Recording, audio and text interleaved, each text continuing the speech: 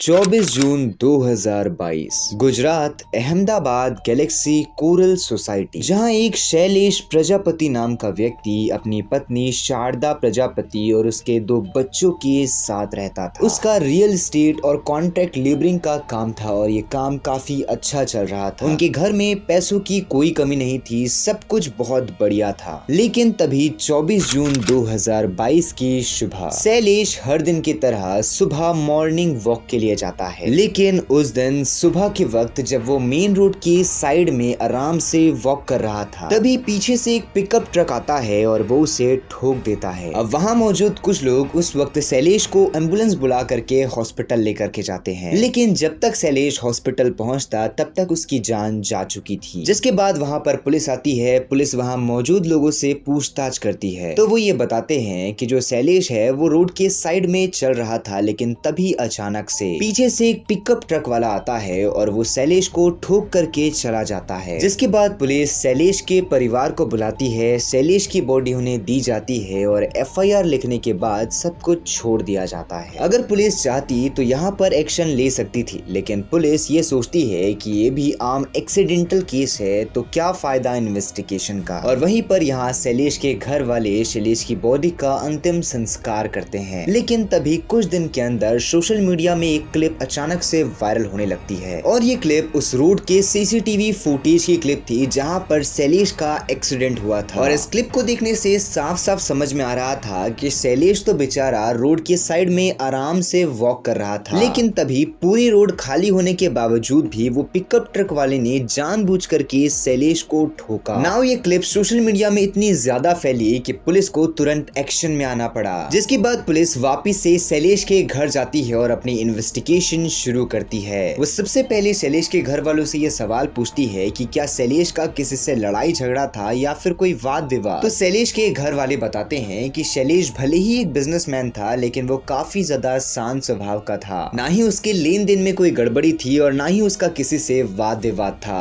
अब पुलिस को पूछताछ करने से कुछ भी चीज नहीं मिलती, जिसके बाद वो शैलेश के सीडीआर को अच्छे से इन्वेस्टिगेट करती है। जब शैलेश का सीडीआर यानी कि कॉल डेटा रिपोर्ट्स निकाली जाती है, उसे एनालाइज किया जाता है, तो पुलिस को एक ऐसा नंबर मिलता है जिससे शैलेश पहले काफी ज्यादा बात किया करता था, लेकिन रिसेंट के कुछ महीनों से उसने उस नंबर से बात करना बंद कर दिया था। अब जो पुलिस आती है वो उस नंबर को निकालती है, उसकी सारी डिटेल्स पता करती है। तो पुलिस को पता चलता है कि ये जो नंबर है वो किसी नितिन प्रजापति नाम के व्यक्ति के ऊपर रजिस्टर्ड है। पुलिस जब थोड़ा और इन्वेस्टिगेट करती है तो पता चलता है कि ये जो नितिन है वो कोई और नहीं बल्कि शैलेश का बिजनेस पार्टनर था। लेकिन कुछ वक्त पहले से ही ये दोनों अपने बिजनेसेस को सेपरेट कर चुके हैं। जिसके बाद जो पुलिस आती है वो नितिन की भी सीडीआर को चेक करती है। जब नितिन का सीडीआर चेक किया जाता है तो पुलिस एक चीज नोटिस करती है कि नितिन के कॉल डेटा से ये पता चल रहा है कि जो शैलेश की पत्नी शारदा है वो नितिन से रोज बात करा करती है और शैलेश की मौत होने के बावजूद भी जो शारदा है वो नितिन से कंटिन्यूअस बात कर रही है। अब जो पुलिस आती है उन्हें कहीं ना कहीं शारदा और नितिन के ऊपर शक जाता है। जिसके बाद वो शैलेश के घर जाते हैं और आजू बाजू नेबर से पूछताछ करते हैं। तो पुलिस को ये पता चलता है कि जो शैलेश है उसकी जो पत्नी यानी कि शारदा है उसका एक्स्ट्रा मैरिटल अफेयर है नितिन के साथ। और वो ये भी बताते हैं कि कई बार जो शैलेश था वो जब घर में नहीं हुआ करता था तो जो नितिन था वो शैलेश के घर आया करता था शारदा से मिलने के लिए और ये दोनों फिजिकली इन्वॉल्व भी होते थे। जिसके बाद पुलिस बिना देरी करे नितिन को अरेस्ट करती है। जैसे ही पुलिस नितिन को अरेस्ट करती है तो नितिन अपने मुंह से सब कुछ सच सच कबूल कर लेता है कि हाँ उसका अफेयर है शारदा के साथ और शारदा और नितिन ने मिलकर के ही शैलेश को मारा है। जिसके बाद पुलिस बिना देरी करे शारदा को भी अरेस्ट कर लेती है। अब ये दोनों से पूछताछ की जाती है तो नितिन कुछ ये बताता है कि जो नितिन और शैलेश थे ये सिर्फ बिजनेस पार्टनर नहीं थे बल्कि बहुत अच्छे दोस्त भी थे और इसी चीज की वजह से जो नितिन था वो अक्सर शैलेश के घर आया करता था। तभी नितिन की मुलाकात शैलेश की पत्नी शारदा से हो जाती है। ये दोनों की दोस्ती हो जाती है और इनकी दोस्ती धीरे धीरे काफी ज्यादा क्लोज हो जाती है। जिसके बाद ये दोनों अक्सर फोन में बात किया करते थे और जब शैलेश घर में नहीं होता था तो जो नितिन था वो अक्सर शारदा से मिलने के लिए घर आया करता था और धीरे धीरे बात ऐसी हो जाती है कि ये दोनों फिजिकल इंटीमेट होना शुरू कर देते हैं, यानी कि शारदा और नितिन एक दूसरे के साथ रिलेशनशिप में आ चुके थे।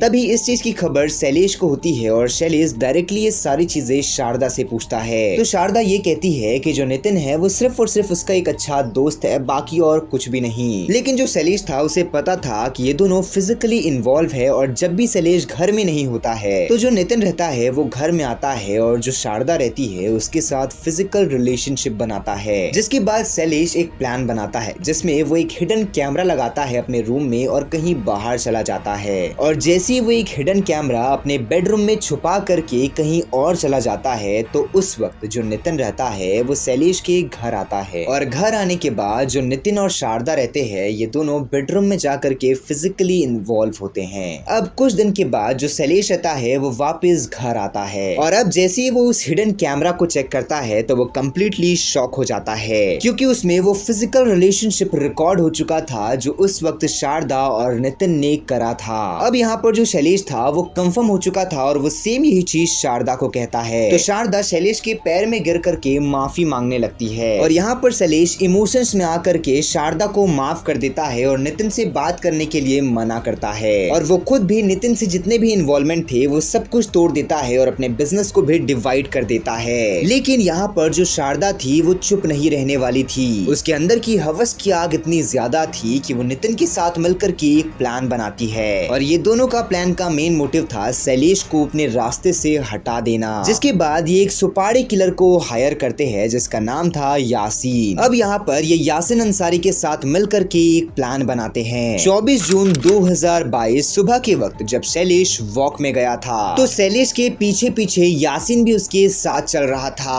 और जैसे ही शैलेश मेन रोड की साइड में चलने लगता है तो यासीन पिकअप ट्रक में बैठ करके उसे ठोक देता है और ये सब चीजें करने के बाद वो वहां पर से फरार हो जाता है। नाउ हालांकि अभी जो नितिन, शारदा और यासीन है ये तो सलाखों के पीछे है। नाउ अब आपको क्या लगता है कि इस पूरे सिनेरियो में सबसे बड़ी गलती किसकी थी, जिसने माफ किया या जिसने मार दिया? आप अपनी ओपिनियन कमेंट बॉक्स में जरूर बताइएगा। बाकी अगर आप ऐसी ही क्राइम डॉक्यूमेंट्रीज देखना चाहते हैं तो हमारे इस चैनल को सब्सक्राइब करके बेल आइकन कॉल पे सेट करना मत भूलना। मैं मिलता हूँ आप लोगों से नेक्स्ट वीडियो में।